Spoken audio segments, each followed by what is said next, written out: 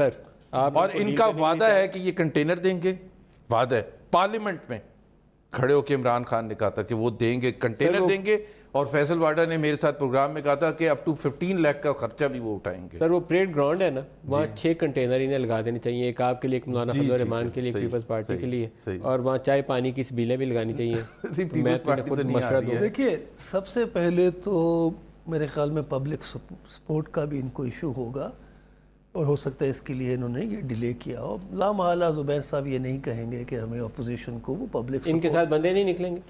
میرا نہیں خیال. دیکھیے میں بھی 6 الیکشن لڑ چکا ہوں, ایک صوبائی, ایک لوکل گورنمنٹ, 4 نیشنل اسمبلی کے. تھوڑا سا پبلک سینٹیمنٹ کا تو اندازہ ہو ہی جاتا ہے اگر آدمی 22 سال سیاست کے اندر رہے, 22-23 سال. تو پبلک سپورٹ اس وقت ان کے حق میں نہیں ہے کہ یہ دنیا پاکستان میں جو باشعور طبقہ ہے نا, اس پہ باور ہو چکا ہے کہ یہ جو معیشت کا جو اس وقت اسٹرکچرل چینج ہم کر رہے ہیں اس کی وجہ سے مہنگائی کا تھوڑا سا بوجھ ہے, مگر یہ اسٹرکچرل چینج پاکستان کی معیشت کے لیے اشد ضروری تھا.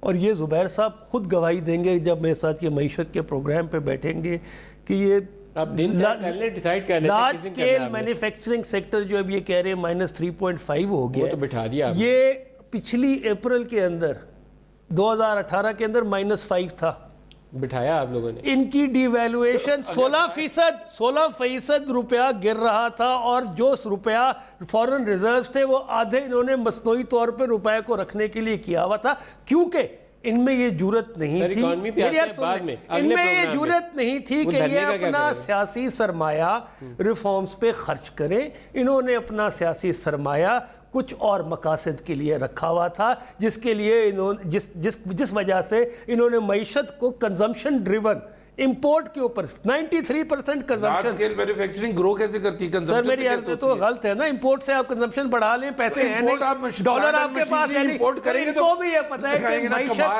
اچھا یہ بتا دیں, اچھا آپ یوں کر لیں پاکستان.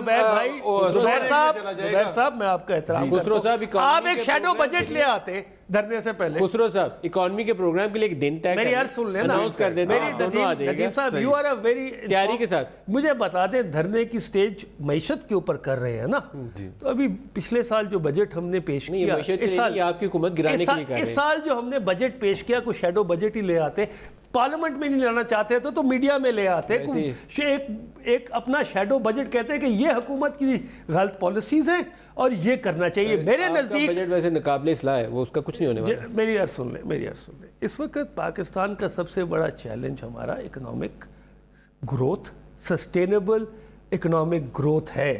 یہ جو دنیا کے اندر آپ دیکھ رہے ہیں کشمیر کے ایشو کے اوپر بھی, کہ دنیا ہر ملک کی اکنامک کیپیسٹی کے اوپر اپنے فیصلے کافی حد تک کرتے ہیں, اور ہم جہاد کرنے جا رہے ہیں, اور ویکسٹ اکانومی ان دی ریجن ہے, silver growth potential is huge, اور کہہ رہے ہیں ہم جہاد کریں. Potential is huge. ان کو دوبارہ سٹیٹمنٹ سناتا ہوں کیونکہ یہ دائیں بائیں ہو کے نکلنے کی کوشش کر رہے ہیں.